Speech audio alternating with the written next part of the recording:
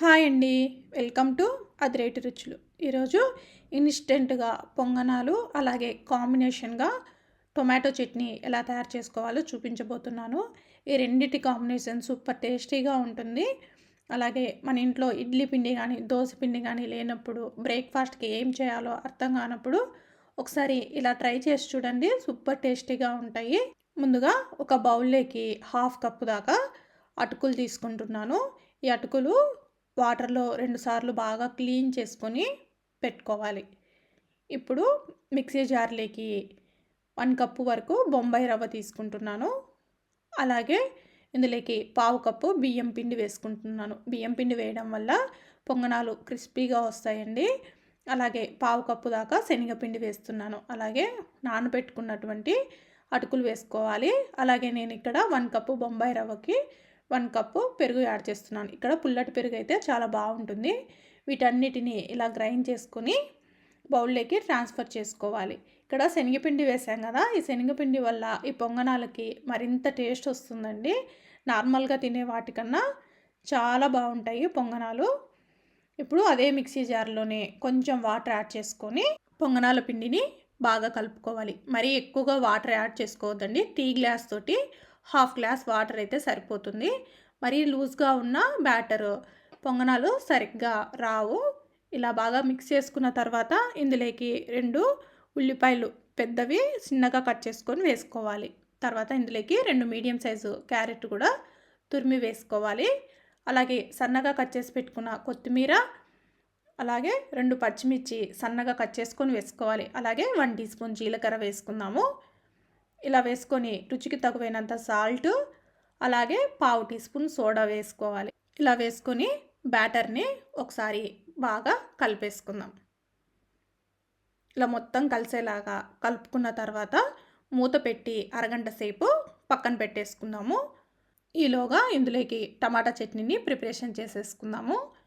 ఇప్పుడు ముందుగా stove on చేసుకొని ప్యాన్ పెట్టేసుకొని ఇందులోకి 1 టేబుల్ స్పూన్ ఆయిల్ వేసుకోవాలి. ఆయిల్ వేడెక్కిన తర్వాత ఇందులోకి 1 టీ స్పూన్ ధనియాలు, అలాగే 1 టీ స్పూన్ జీరా వేసుకోవాలి. అలాగే హాఫ్ టీ స్పూన్ ఆవాలు వేసుకుందాం. ఆవాలు వేసుకున్న తర్వాత వీటిని ఒకసారి ఇలా కలిపేసుకున్న తర్వాత ఇందులోకి సన్నగా కట్ చేసి పెట్టుకున్న పావించు అల్లం ముక్కను ఇలా చిన్న చిన్న ముక్కలుగా కట్ చేసుకొని వేసుకోవాలి.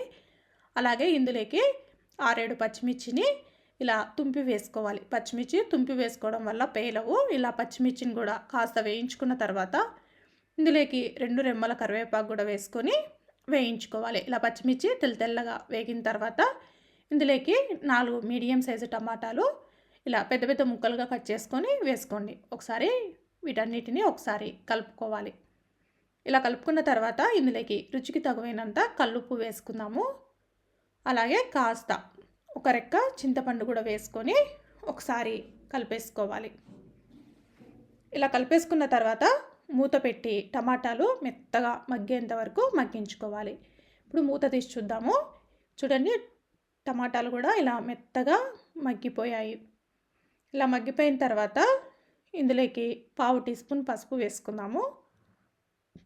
ఇలా వేసుకొని ఒకసారి మిక్స్ అయ్యే విధంగా కలుపుకొని స్టవ్ ఆఫ్ చేసుకుందాం. ఇప్పుడు పూర్తిగా చల్లారిన తర్వాత మిక్సీ జార్లోకి మనం వేయించుకున్నటువంటి టమాటాలని వేసేసుకోవాలి. మనం ఆల్రెడీ సాల్ట్ వేసుకొని వేయించుకున్నాం కదా, ఒకవేళ సాల్ట్ సరిపోకపోతే చూసుకొని వేసుకోండి. ఇలా మెత్తగా గ్రైండ్ చేసుకున్న తర్వాత బౌల్లోకి వేసేసుకుందాం. ఇలా వేసుకున్న తర్వాత ఈ టమాటా చట్నీలోకి పోపుని ప్రిపరేషన్ చేసుకుందాము. స్టవ్ ఆన్ చేసుకొని ప్యాన్ పెట్టేసుకొని ఇందులోకి 1 టేబుల్ స్పూన్ ఆయిల్ వేసుకొని ఆయిల్ వేడెక్కిన తర్వాత పోపు దినుసులు, 5 కచ్చా పచ్చాగా దంచుకున్న వెల్లుల్లి రెబ్బలు వేసుకొని వేయించుకోవాలి. ఇలా వేయించుకున్న తర్వాత ఇందులోకి 2 ఎండుమిర్చి కూడా తుంపి వేసుకోవాలి. ఈ ఎండుమిర్చి కూడా వేగేంత వరకు వేయించుకోవాలి. తర్వాత ఇందులోకి ఒక రెమ్మ కరివేపాకు కూడా వేసుకొని వేయించుకొని స్టవ్ ఆఫ్ చేసుకోవాలి. ఇప్పుడు ఈ పోపుని టమాటా చట్నీలోకి వేసేసుకుందాం. ఇలా వేసుకొని ఒకసారి కలిపేసుకోవాలి. అంతేనండి, చాలా సింపుల్గా టమాటా చట్నీ అయితే రెడీ అయిపోయింది. ఒకవేళ మీరు పోపు వద్దనుకుంటే వేసుకోవద్దు, మీ ఇష్టము. ఇప్పుడు ఇందులోకి పొంగనాలను ప్రిపరేషన్ చేసుకుందాము. మూత తీసి ఒకసారి బ్యాటర్ని కలిపేసుకుందాం. చూడండి అరగంట సేపు తర్వాత రవ్వ అనేది వాటర్ మొత్తం పీల్చేసుకొని ఇలా గట్టిగా ఉంది కదా, కాబట్టి ఇందులోకి మరొక 2 టేబుల్ స్పూన్ల దాకా వాటర్ వేసుకొని ఒకసారి బ్యాటర్ని కలుపుకుందాం. బ్యాటర్ అనేది మరీ లూజ్గా ఉండొద్దండి, చూసుకోవాలి. ఇలా ఉంటే సరిపోతుంది బ్యాటరు. ఇప్పుడు స్టవ్ ఆన్ చేసుకొని పొంగనాల పెనం పెట్టేసుకోవాలి. ఇందులోకి కొంచెం కొంచెం ఆయిల్ వేసేసుకోవాలి. ఇలా ఆయిల్ వేసుకున్న తర్వాత ఆయిల్ వేడెక్కిన తర్వాత ఇందులోకి పొంగనాల పిండిని వేసేసుకోవాలి. ఇలా అన్నిటినీ వేసేసుకొని మూత పెట్టి పొంగనాలని 2-3 నిమిషాల పాటు కుక్ చేసుకోవాలి. ఇప్పుడు మూత తీసి చూద్దాము. చూడండి పొంగనాలకి పైన పిండి పిండిగా లేదు కదా. ఇప్పుడు రెండో సైడ్ కూడా టర్న్ చేసుకొని మళ్ళీ మూత పెట్టి మరొక 2 నిమిషాల పాటు పొంగనాల్ని కుక్ చేసుకోవాలి. ఇప్పుడు మూత తీసి చూద్దాము. చూడండి పొంగనాలు 2 వైపులా వేగిపోయాయి. ఇలా వేగిన వాటినన్నిటినీ ప్లేట్లోకి తీసేసుకుందాం. అలాగే మిగతా పొంగనాలన్నిటినీ రెడీ చేసేసుకోవాలి. అంతేనండి, చాలా సింపుల్గా ఇన్స్టెంట్ పొంగనాలు అలాగే దాని కాంబినేషన్గా టమాటా చట్నీ అయితే రెడీ అయిపోయింది. చూడండి పొంగనాలు కూడా సాఫ్ట్గా చాలా బాగా వచ్చాయండి. టేస్ట్ కూడా సూపర్గా ఉంటాయి. ఒకసారి మీరు కూడా ట్రై చేసి ఈ రెసిపీ ఎలా వచ్చిందో కామెంట్ చేసి చెప్పండి.